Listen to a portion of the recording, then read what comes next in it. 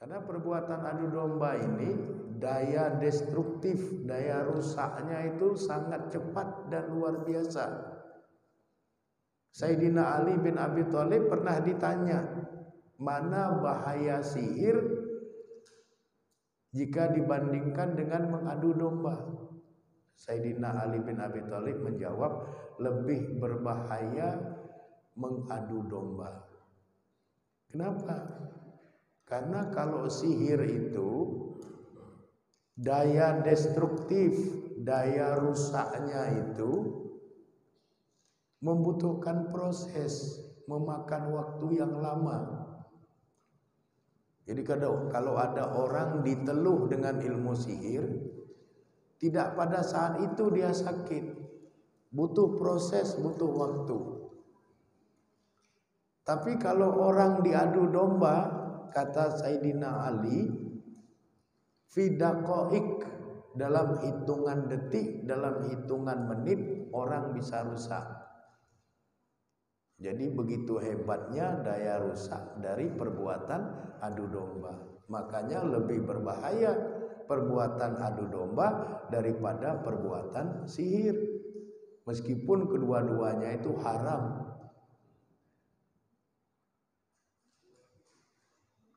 Kita bisa bayangkan akibat adu domba terhadap sebuah rumah tangga misalnya. Rumah tangga yang tadinya harmonis, rukun, damai, nyaman, masuk pihak ketiga diadu domba suami dengan istri. Maka rumah tangga yang tadinya sakinah, mawaddah, warahmah hancur karena adu domba pihak ketiga. Orang yang bersahabat baik bertahun-tahun, masuk pihak ketiga diadu domba, hancur persahabatan yang sudah dibangun bertahun-tahun. Dan Nabi Muhammad SAW mengalami masa-masa akibat dari perbuatan adu domba itu. Maka di dalam Al-Quran ada cerita tentang Masjid Dirar, masjid yang mendatangkan kemudaratan yang dihancurkan oleh Nabi. Karena apa? Karena di masjid itu orang-orang yang datang ke dalamnya hanya diajarkan hal-hal yang buruk untuk mengadu domba antara mereka dengan Nabi SAW.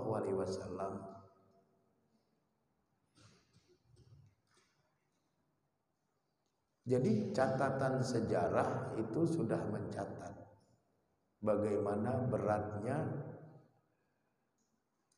kehancuran yang ditimbulkan akibat perbuatan adu domba. Di zaman penjajahan Belanda, Belanda juga menggunakan siasat adu domba. Ada para pejuang kemerdekaan yang ingin memerdekakan Indonesia dari penjajahan Belanda. Lalu oleh Belanda dibuatlah perbuatan adu domba untuk menghadapi para pejuang Indonesia. Diambil orang Indonesia juga, lalu dijadikan tentara yang namanya Kenil. Tentara Kenil itu orang Indonesia, tapi dibina oleh Belanda untuk memerangi orang Indonesia yang memperjuangkan kemerdekaan. Makanya tentara Kenil itu disebut dengan Londo Ireng, Belanda hitam. Itu adu domba. Sesama anak bangsa diadu domba oleh Belanda pada masa kolonialis Belanda.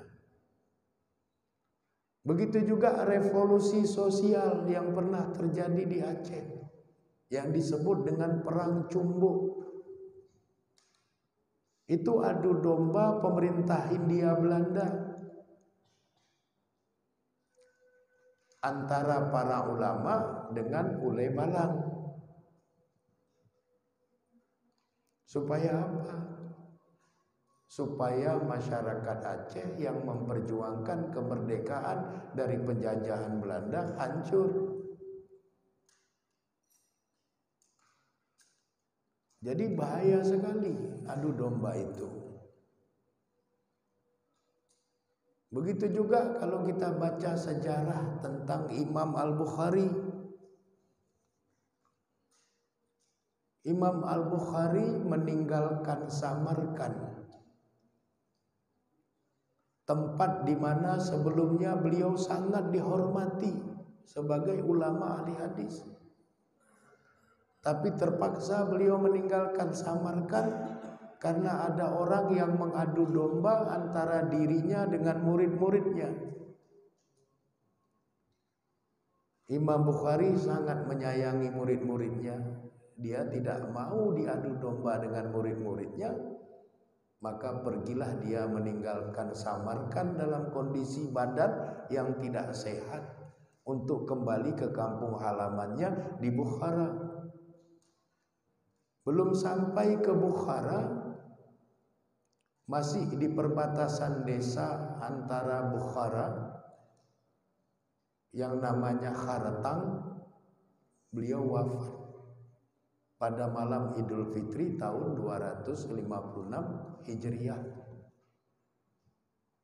Jadi menderita Imam Bukhari. Karena apa? Karena ada orang yang mencoba mengadu domba dirinya dengan murid-muridnya. Imam Bukhari mengalah. Sebagai guru, dia mengalah.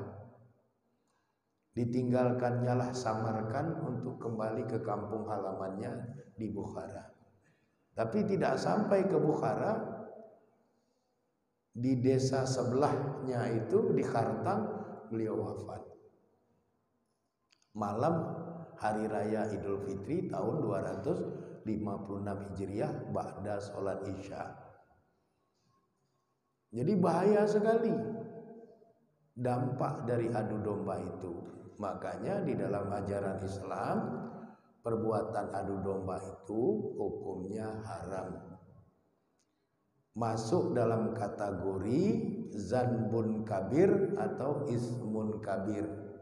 Masuk dalam kategori dosa-dosa besar. Hukumannya juga sangat berat. Pelaku adu domba itu hidupnya di dunia ini akan hina dan terhina. Kalau dia meninggal dunia, di alam kubur dia diazab dengan azabun kabir, azab yang besar. Kalau nanti datang hari kiamat dalam kehidupan alam akhirat, dia tidak masuk surga. Jadi hati-hatilah kita dalam menjaga diri. Jangan sampai kita melakukan dosa besar yang namanya al-adhu, awin namimah, awil fatad. Yang kesemuanya itu adalah perbuatan mengadu domba.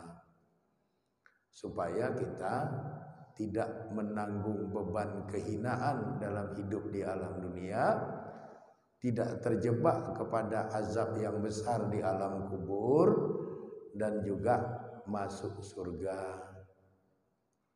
Jauhi perbuatan adu domba. Dan mawas diri, jangan mau diadu domba.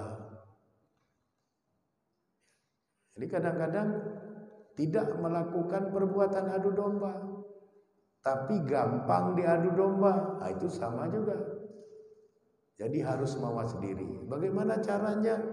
Segala sesuatu itu harus tabayun.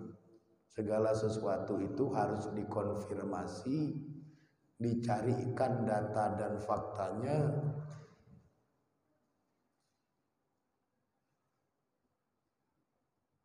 Ada satu kisah yang menarik dalam perjalanan hidup Imam Syafi'i.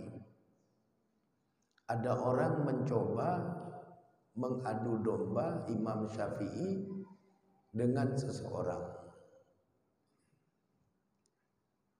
Disampaikanlah oleh orang yang mengadu domba itu bahwa ada seseorang yang memburuk-burukkan beliau.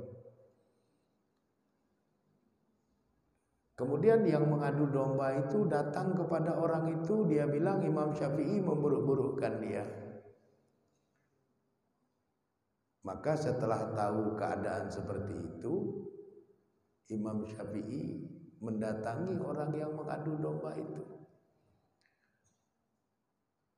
Apa Imam Syafi'i bilang kepada orang itu? Imam Syafi'i bilang, syukran jazilan. Terima kasih banyak. Kamu sudah mengadu domba saya dengan si fulan.